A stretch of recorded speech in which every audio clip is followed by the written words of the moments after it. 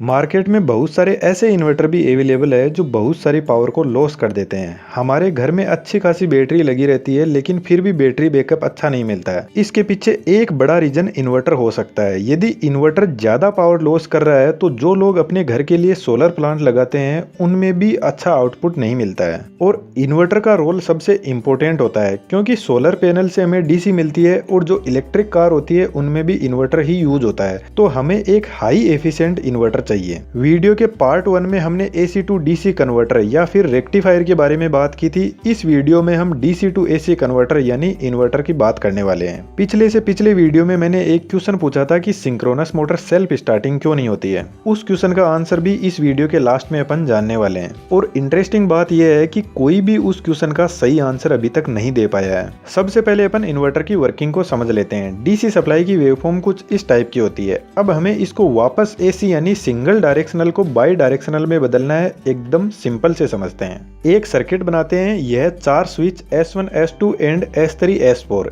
इन switch के बीच में point A और पॉइंट B डिनोट कर देते हैं। इधर इसका पॉजिटिव है और इधर इसका नेगेटिव। इन दोनों पॉइंट से हमें आउटपुट में एसी सप्लाई मिलेगी और यह दोनों पॉइंट ही लोड पॉइंट है।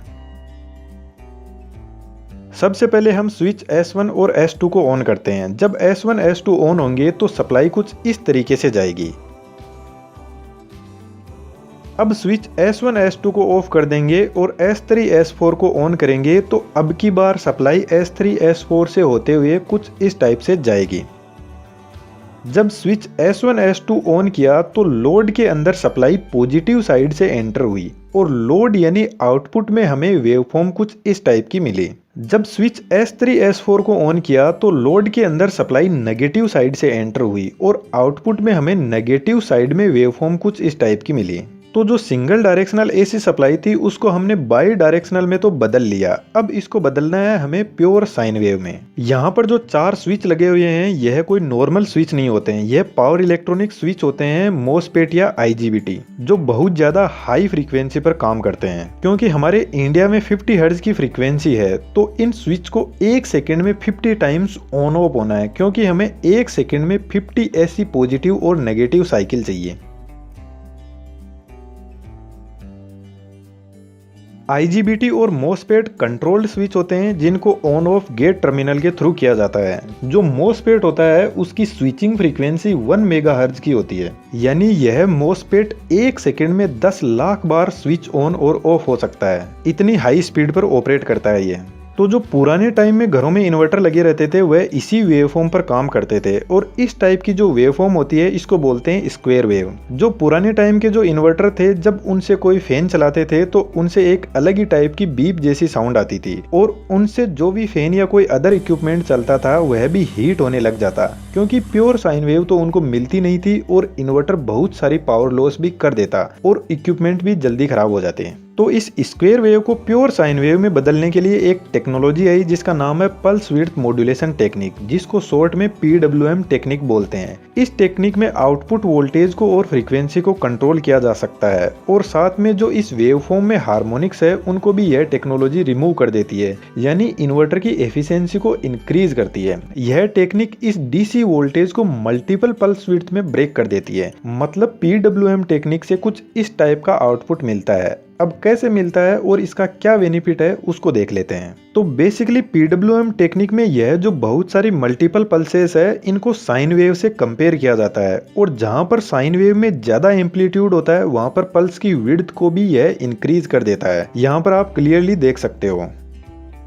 अब साइन वेव से इन पल्स विड्थ को कंपेयर करने के लिए यह टेक्नोलॉजी एक कंपेरेटर यूज करती है। कंपेरेटर बेसिकली एक डिवाइस होती है जो दो वेवफॉर्म को कंपेयर करती है। इस सर्किट में इधर इन दोनों पावर इलेक्ट्रॉनिक स्विच के बीच में एक कंपेरेटर लगाया जाता है जिसको अपन कंपेरेटर A से डिनोट करते हैं। स्विच S1 के लिए इसकी पॉजिटिव साइड होती है और स्विच S2 के लिए नेगेटिव साइड। और इधर इन दोनों स्विच के बीच में दूसरा कंपेरेटर लगाया जाता है जिसको B से डिनोट करते हैं। यह कंपेरेटर दोनों स्विच को एक साथ में ऑन नहीं होने देता, क्योंकि दोनों एक साथ में ऑन हो गए तो शॉर्ट सर्किट हो जाएगा। इसलिए जब स्विच S1 ऑन होता है तो S4 ऑफ होता है, और जब S4 ऑन होता है तो S1 ऑन हो जाता है। जब यह चारों स्विच पॉजिटिव और नेगेटिव साइकिल में ऑन ऑफ होते हैं तो इन कंपेरेटर में ट्रायंगुलर वेवफॉर्म जनरेट होती है। इधर इस साइड में जो कंपेरेटर लगा रहता है उसमें साइन वेव का कंपैरिजन ओरिजिनल वेवफॉर्म से होता है, और इधर दूसरी साइड में जो कंपेरेटर लगा है वह इसकी इन्वर्टेड साइन वेव से कंपेयर करता है। साइन वेव को AM यानी मॉड्यूलेटिंग फ्रीक्वेंसी बोलते हैं, और इस ट्रायंगुलर वेव को AC यानी कैरियर फ्रीक्वेंसी बोलते हैं। यहाँ पर हर एक कंपेरेटर के लिए पूरी एक साइकिल दिखाई गई है, क्योंकि साइकिल की पॉजिटिव साइड में ऊपर वाला स्विच काम करता है और नेगेटिव साइड में नीचे वाला स्विच काम करता है। सबसे पहले पॉइंट ए की वेवफॉर्म देखते हैं कि कंपेरेटर यहाँ पर कैसे काम करता है। जब मॉड्यूलेटिंग फ्रीक्वेंसी कैरियर फ्रीक्वेंसी से ज़्यादा होगी तो कंपेरेटर सिग्नल पास करेगा और स्विच को ऑन करेगा, और हमें आउटपुट में कुछ इस टाइप की पल्स मिल जाएगी। इस वेवफॉर्म को थोड़ा पास से देखते हैं। इस पॉइंट से इस पॉइंट के बीच में मॉड्यूलेटिंग फ्रीक्वेंसी ज़्यादा है और कैरियर फ्रीक्वेंसी कम है, तो यहाँ पर आउटपुट में हमें पल्स मिल जाएगी। और इन दोनों पॉइंट के बीच में कैरियर फ्रीक्वेंसी ज़्यादा है मॉड्यूलेटिंग से, तो यहाँ पर आउटपुट में कोई पल्स नहीं मिलेगी। इस तरीके से हमें आउटपुट में मल्टीपल पल्स विड्थ मिलती है, और जैसे जैसे साइन वेव का एम्पलीट्यूड बढ़ता जाएगा वैसे वैसे पल्स की विड्थ भी बढ़ती जाएगी, और पॉइंट ए पर हमें कुछ इस टाइप की पल्स विड्थ मिल जाएगी। ठीक पॉइंट बी पर भी हमें कुछ ऐसी ही पल्स विड्थ मिल जाएगी। अब जो पोटेंशियल डिफरेंस होता है वह दो पॉइंट के बीच का वोल्टेज होता है, तो जब पॉइंट ए के वोल्टेज की वेवफॉर्म को पॉइंट बी के वोल्टेज की वेवफॉर्म से माइनस करेंगे तो हमें कुछ इस टाइप की वेवफॉर्म मिल जाएगी, जो कि बाई डायरेक्शनल है। अब इस वेवफॉर्म का हम एवरेज आउटपुट वोल्टेज निकालेंगे हर पल्स का, तो उसकी साइन वेव कुछ इस टाइप की होगी, जो ऑलमोस्ट साइन वेव जैसी लगती है। एवरेज आउटपुट पल्स होती है जो ये छोटी सी पल्स विड्थ है, और इसके पास में जो एरिया है, इन दोनों का यदि अपन एवरेज निकालते हैं तो हमें कितना एम्पलीट्यूड मिलता है। और यदि हर एक पल्स का हम एवरेज निकालेंगे तो आउटपुट में हमें ऑलमोस्ट साइन वेव ही मिलती है। तो जो AC सप्लाई होती है उसकी एक साइकिल का एवरेज आउटपुट 0 ही होता है, और इस एवरेज आउटपुट 0 के लिए पॉजिटिव और नेगेटिव साइकिल का इक्वल होना बहुत ज़्यादा ज़रूरी है, और ऑलमोस्ट हमें वही आउटपुट मिल रहा है, टोटल एवरेज वोल्टेज 0। अब वैसे तो यह वेवफॉर्म भी कोई प्योर साइन वेव नहीं है, तो इसको प्योर साइन वेव में कन्वर्ट करने के लिए फिल्टर्स को यूज में लिया जाता है, जो वेवफॉर्म को स्मूथ बना देते हैं। अब आज के टाइम में एक नई टेक्नोलॉजी और डेवलप हुई है इस इन्वर्टर के फील्ड में, जिसका नाम है MPPT चार्ज कंट्रोलर। इस टेक्नोलॉजी का मोस्टली यूज सोलर इन्वर्टर में होता है, और यह टेक्नोलॉजी PM टेक्नोलॉजी से 30% ज़्यादा एफिशिएंट है। 100 वाट के सोलर पैनल से PWM टेक्नोलॉजी जहां पर 70 वाट आउटपुट ही दे पाती है, वहीं पर MPPT टेक्निक 90 to 95 वोल्ट तक का आउटपुट दे देती है। MPPT वैसे कोई इन्वर्टर नहीं है, यह एक DC to DC कन्वर्टर ही है, जो सोलर पैनल से पीक आउटपुट पावर कलेक्ट करता है। जो सोलर पैनल्स का रेजिस्टेंस होता है उसको मैनेज करके मैक्सिमम आउटपुट प्रोवाइड करवाता है, और यही रीजन है कि इन्वर्टर का रोल बहुत बड़ा होता है, क्योंकि यदि हम हमारे घर में 3 किलोवाट का सोलर प्लांट लगाते हैं और यदि इन्वर्टर अच्छा नहीं हुआ तो बहुत सी पावर तो बीच में ही लॉस हो जाएगी, और हमारा प्लांट अच्छी इलेक्ट्रिसिटी जनरेट करते हुए भी हमें मैक्सिमम आउटपुट नहीं दे पाएगा। तो यह तो था इन्वर्टर का वर्किंग प्रिंसिपल। अब हम बात करते हैं लास्ट वीडियो के आंसर का।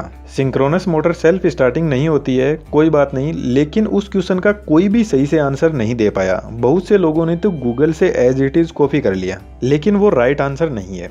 इंडक्शन मोटर सेल्फ स्टार्टिंग क्यों होती है? क्योंकि इंडक्शन मोटर का रोटर जो होता है उसमें सॉलिड कॉपर बार लगी रहती है, जो साइडों में से एंड रिंग से शॉर्ट सर्किटेड रहती है, और यह जो कॉपर बार्स है जब मोटर स्टार्ट होती है तो मैक्सिमम रेजिस्टेंस प्रोवाइड करवाती है, और जो मोटर का स्टार्टिंग रेजिस्टेंस होता है वह डायरेक्टली टॉर्क के प्रोपोर्शनल में होता है। तो जैसे जैसे स्टार्टिंग रेजिस्टेंस बढ़ेगा वैसे वैसे टॉर्क बढ़ता जाएगा। तो ऑब्वियसली सिंपल सी बात है, जब टॉर्क बढ़ेगा तो मोटर अपने आप सेल्फ स्टार्ट हो जाएगी। लेकिन सिंक्रोनस मोटर में तो जो रोटर होता है उस पर फील्ड वाइंडिंग की जाती है। तो सिंक्रोनस मोटर में जो सेलिएंट पोल अल्टरनेटर होता है उसके चारों तरफ डैम्पर वाइंडिंग होती है, जो स्टार्टिंग रेजिस्टेंस प्रोवाइड करवाती है। लेकिन वह भी इतना रेजिस्टेंस प्रोवाइड नहीं करवा पाती है कि मोटर को सेल्फ स्टार्ट करवा दे। इसलिए जब 3 फेज सप्लाई स्टेटर वाइंडिंग को दी जाती है तो फील्ड वाइंडिंग के अंदर हेवी करंट फ्लो होता है। इसलिए फील्ड वाइंडिंग को सेफ रखने के लिए फील्ड वाइंडिंग के जो आउटपुट टर्मिनल है वहां पर एक सीरीज में हेवी रेजिस्टेंस कनेक्ट कर दिया जाता है जो मोटर को स्टार्ट करवाता है। और जब मोटर अपनी स्पीड पर पहुंच जाती है तो उस रेजिस्टेंस को हटाकर वहां पर डीसी सप्लाई लगा दी जाती है